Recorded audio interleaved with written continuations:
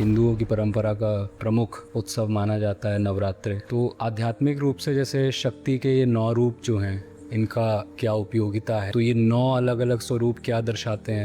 पहली बात तो ये कि 9 को 9 मत मानो। 9 का आंकड़ा सांकेतिक है। 9 का मतलब कोई एक नहीं, 9 का मतलब 2 भी नहीं, 9 का मतलब 3 भी नहीं, 9 का मतलब बहुत सारे। शिव की शक्ति जितने भी अनंत रूपों में प्रकट हो सकती है होती है। ब्रह्मचारिणी है, महागौरी है तो शांत है, क्षमा करने वाली है। और तुमने कहा कात्यायनी है, चंद्रघंटा है, स्कंद माता है तो संहार करने वाली है। सृजन भी कर सकती है, विनाश भी कर सकती है। सब तरह के कर्म शिव की अर्थात सत्य की शक्ति के द्वारा संभव है। जब सब तरह के कर्म संभव हैं तो फिर कौन सा कर्म किया जाए? वो कर्म किया जाए जिसके केंद्र में शिव बैठे हों। जब तक तुम्हारे कर्म के केंद्र में शिव बैठे हैं तब तक तुम जो भी कर्म कर रहे हो वो शुभ ही होगा, सम्यक ही होगा। और नवरात्रि हमें बताती है कि परवाह मत करो कि कर्म का रूप, रंग, नाम, आकार दुनिया ने क्या रखा है, कैसा रखा है।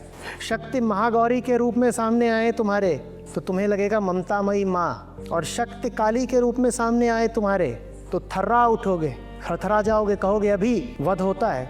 यही हाल शुभ सम्यक कर्मों का है। सही कर्म कभी दाएं को जाता है तो कभी बाएं को भी जाता है, कभी जन्म देता है तो कभी मृत्यु भी देता है, कभी सीधा सीधा चलता है तो कभी उड़ चलता है। तो इसीलिए परवाह ही मत करो कि कर्म कैसा चल रहा है। कर्म की परवाह तो वो करते हैं जो कर्मों से गहरे देखना जानते ही नहीं। तुम ये देखो कि कर्म के पीछे कर्ता कौन है। शक्ति के पीछे जो असली कर्ता बैठे हैं उनका नाम है शिव। तो बस तुम ये देख लो कि तुम्हारा काम, तुम्हारा विचार और तुम्हारा पूरा जीवन ही शिवत्व के केंद्र से आ रहा है या नहीं आ रहा है। जितनी विविधताएं संभव हो सकती हैं अस्तित्व में और जीवन में, सबका प्रतीक है नवरात्रि। कोई विविधता बुरी नहीं है, कोई विविधता अच्छी नहीं है। जीवन में भी कोई विशेष कर्म पाप नहीं कहला सकता और कोई विशिष्ट कर्म पुण्य भी नहीं कहला सकता। सही गलत का, अच्छे बुरे का, पाप पुण्य का निर्धारण बस एक बात करती है कि शिव से निकला है कर्म या नहीं निकला, सच्चाई से निकला है या नहीं निकला। सच्चाई से अगर नहीं उद्भूत होगा तुम्हारा कर्म, तुम्हारा जीवन, तो फिर वो कहाँ से संचालित हो रहा होगा? सच से नहीं चल रहा तो झूठ से चल रहा होगा। झूठ माने क्या? डर, बेचैनी, लोभ, भय, ईर्ष्या, भ्रम।